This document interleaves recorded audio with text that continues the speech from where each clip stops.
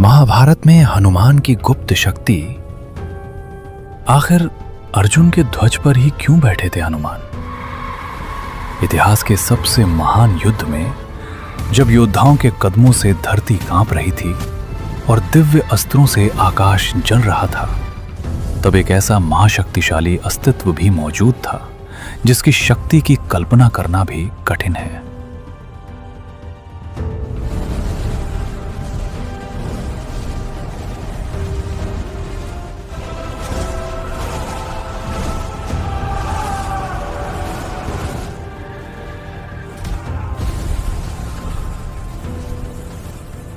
वही हनुमान जिन्होंने कभी एक ही छलांग में समुद्र पार कर लिया था, वही वीर जिन्होंने स्वर्णमयी लंका को अग्नि में बदल दिया था, वही परम भक्त जिनकी शक्ति तीनों लोकों को हिला सकती थी। फिर भी कुरुक्षेत्र के युद्ध के दौरान हनुमान ने कुछ ऐसा किया जिसकी किसी ने कल्पना भी नहीं की थी। उन्होंने युद्ध करने से मना कर दिया। इसके बजाय उन्होंने चुपचाप बैठना चुना अर्जुन के रथ के ध्वज पर। लेकिन क्यों? धर्म का सबसे शक्तिशाली योद्धा इतिहास के सबसे बड़े युद्ध में मौन क्यों रहा?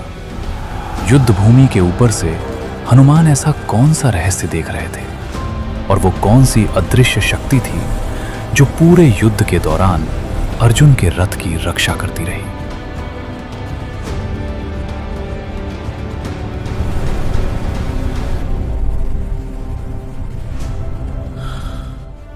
ये है महाभारत में हनुमान की गुप्त शक्ति की वो छिपी हुई कहानी।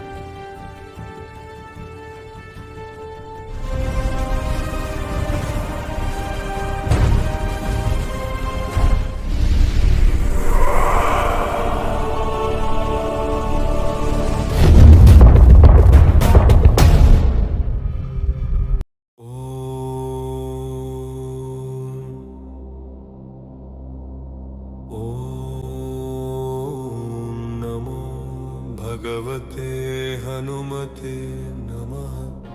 कुरुक्षेत्र सिर्फ एक युद्ध भूमि नहीं था, वो एक परीक्षा थी।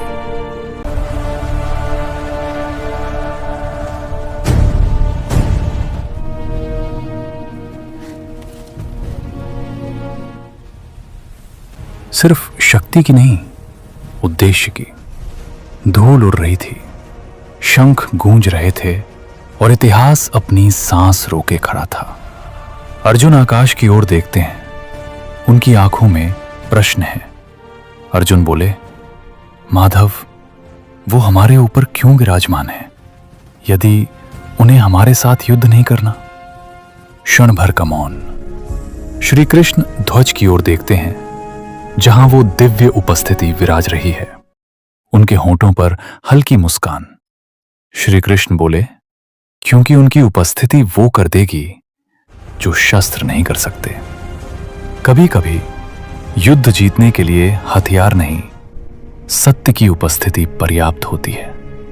और उस दिन कुरुक्षेत्र में सबसे बड़ी शक्ति युद्ध नहीं कर रही थी, वो केवल उपस्थित थी। युद्ध शुरू होने से पहले अर्जुन ने हनुमान को स्मरण किया। क्षण भर में हनुमान प्रकट हुए, तेजस्वी, शांत, अडिग। अर्जुन फोल्डेड हैंड्स के साथ आगे बढ़े। अर्जुन बोले, प्रभु, हमारे साथ खड़े होइए, धर्म की रक्षा के लिए युद्ध कीजिए। हनुमान ने अर्जुन की ओर देखा और एक प्रश्न पूछा।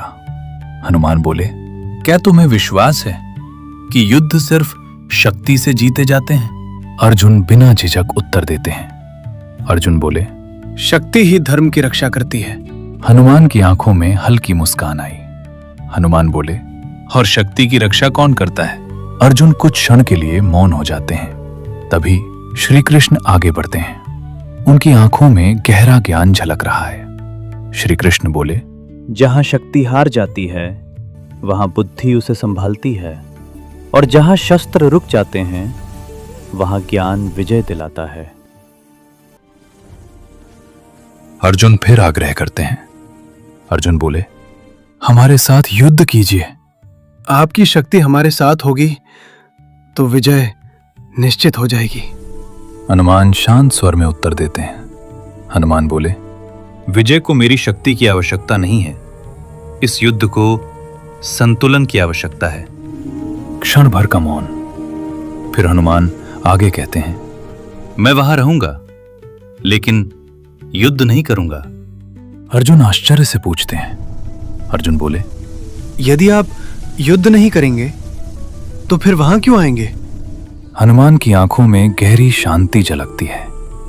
हनुमान बोले, देखने के लिए, समझने के लिए कि धर्म आखिर कैसे जीवित रहता है। हनुमान बोले, मैं तुम्हारे ध्वज पर विराजमान रहूंगा और उस चीज की रक्षा करूंगा जिसे तुम देख भी नहीं सकते। क्षण भर के लिए चारों ओर मौन छा जाता है। अर्जुन उस वचन का अर्थ समझने की कोशिश करते हैं। तभी श्री कृष्ण हनुमान की ओर देखते हैं। उनके होठों पर हल्की मुस्कान उभरती है।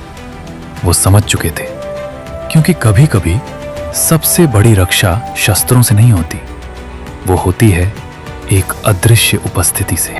शंखनाद गूंजता है और युद्ध शुरू हो जाता है। आकाश तीरों से अंधकारमय हो जाता है। शस्त्रों की टकराहट धरती को कंपा देती है। हर ओर युद्ध की गर्जना। और उस युद्ध के बीच अर्जुन का रथ बार बार निशाना बनता है। बार बार उस पर प्रहार होते हैं। ऐसा लगता है अभी गिर जाएगा, लेकिन वो खड़ा रहता है।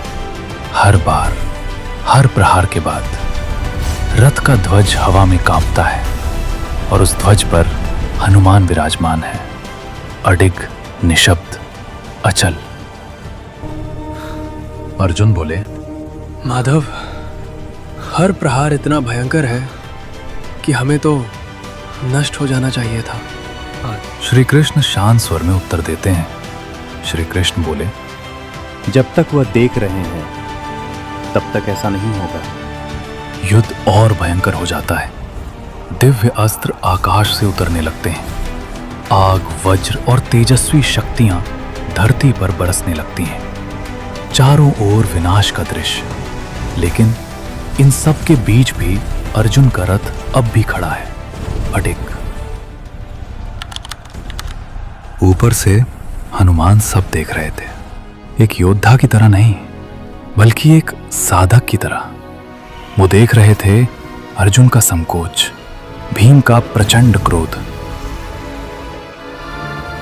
राजाओं का अभिमान और उनके साहस के पीछे छिपा हुआ भय। हनुमान समझने लगे कि यह युद्ध केवल धर्म से नहीं चल रहा था। इसके पीछे था अहंकार, मोह, कर्तव्य और गहरा भ्रम। और फिर उनकी दृष्टि श्री कृष्ण पर ठहरती है, जो बिना शस्त्र उठाए सबका मार्गदर्शन कर रहे थे। वो प्रहार नहीं कर रहे थे, लेकिन युद्ध की दिशा वही तय कर रहे थे। तभी हनुमान के मन में एक गहरी समझ जन्म लेती है कि शक्ति हमेशा कर्म में ही प्रकट नहीं होती।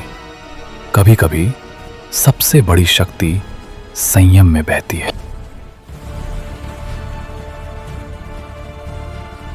दिन बीतते गए और हनुमान ऊपर से युद्ध भूमि को देखते रहे। वो देखते हैं क्रोध का उभरना, निश्चितताओं का टूटना और सबसे शक्तिशाली योद्धाओं के हृदय का भी कांप उठना। वो अर्जुन को देखते हैं, जो अपने शत्रुओं से नहीं, अपने ही मन से संघर्ष कर रहे हैं। वो भीम की शक्ति देखते हैं, जो धरती को हिला देती है, लेकिन उनके भीतर के तूफान को शांत नहीं कर पाती। और फिर उनकी दृष्टि श्री कृष्ण पर ठहरती है। चारों ओर विनाश है, लेकिन कृष्ण शांत है, स्थिर, अडिग। तभी हनुमान समझने लगते हैं, शक्ति युद्ध जीत सकती है, लेकिन उद्देश्य को बचाए रखती है बुद्धि। और एक गहरी सीख उनके भीतर जन्म लेती है। धर्म विनाश से जीवित नहीं रहता, वो संतुलन से जीवित रहता है। हर दिन हनुमान मौन रहते हैं, लेकिन हर दिन वो कुछ नया ग्रहण करते हैं, कुछ नया समझते हैं। वो सीखते हैं कब कार्य करना चाहिए, कब मार्गदर्शन देना चाहिए और कब सिर्फ सहना चाहिए।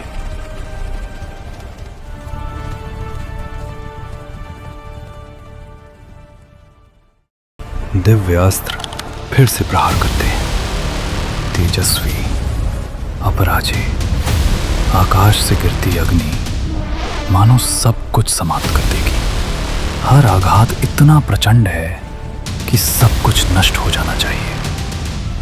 फिर भी अर्जुन का रथ अब भी खड़ा है, क्योंकि ध्वज पर विराजमान हनुमान उस अदृश्य शक्ति को सह रहे हैं, आक्रामकता से नहीं बल्कि अपनी उपस्थिति से।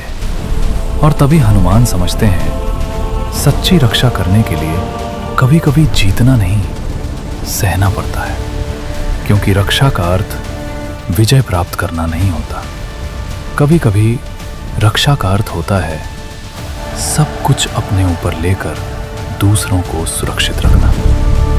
एक दिव्य अस्त्र आकाश से उतरता है, पहले से भी अधिक शक्तिशाली। उसकी चमक आंखों को चकाचौंध कर देती है और अगले ही क्षण वो प्रचंड शक्ति के साथ प्रहार करता है। पूरा युद्ध क्षेत्र तेजस्वी प्रकाश से भर जाता है। धरती से धूल का बादल उठता है। कुछ पल के लिए सब कुछ शांत हो जाता है, मौन। फिर धूल धीरे धीरे छटती है और उसके बीच अर्जुन का रथ अब भी खड़ा है, अडिग, अविचल। श्री कृष्ण धीरे से ऊपर देखते हैं, ध्वज की ओर, और उनके चेहरे पर हल्की मुस्कान उभरती है, क्योंकि वो जानते थे अंततः विजय का क्षण आता है। युद्ध की गर्जना थम जाती है, अराजकता की जगह गहरा मौन ले लेता है। तभी श्री कृष्ण शांत स्वर में कहते हैं, अर्जुन, रथ से नीचे उतर जाओ। अर्जुन बिना प्रश्न किए रथ से उतर जाते हैं। फिर भीम भी नीचे आ जाते हैं। कुछ क्षण के लिए सब कुछ स्थिर हो जाता है और स्वयं श्री कृष्ण रथ से नीचे उतरते हैं। जैसे ही उनके चरण भूमि को स्पर्श करते हैं, अचानक अर्जुन का रथ भयानक अग्नि में फट पड़ता है। लपटें उठती हैं और देखते ही देखते वह रथ राख में बदल जाता है। अर्जुन स्तब्ध खड़े रह जाते हैं। उनकी आंखों में आश्चर्य है। अर्जुन बोले, माधव, यह क्या हुआ? श्री कृष्ण शांत स्वर में उत्तर देते हैं।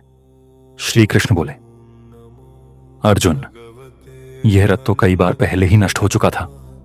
दिव्य अस्त्रों के प्रहार इसे कब का समाप्त कर चुके थे, लेकिन यह टिके रहा क्योंकि हनुमान उसका सारा भार अपने ऊपर उठाए हुए थे।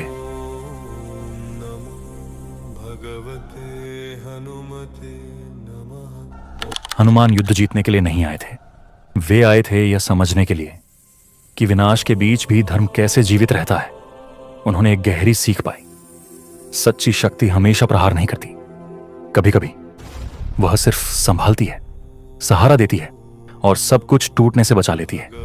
युद्ध योद्धाओं ने लड़ा था, लेकिन वह टिक पाया क्योंकि एक दिव्य शक्ति उसके ऊपर विराजमान थी। एक ऐसा अस्तित्व जिसने शस्त्र नहीं उठाए, फिर भी जिसकी मौन उपस्थिति ने पूरा युद्ध संभाल लिया।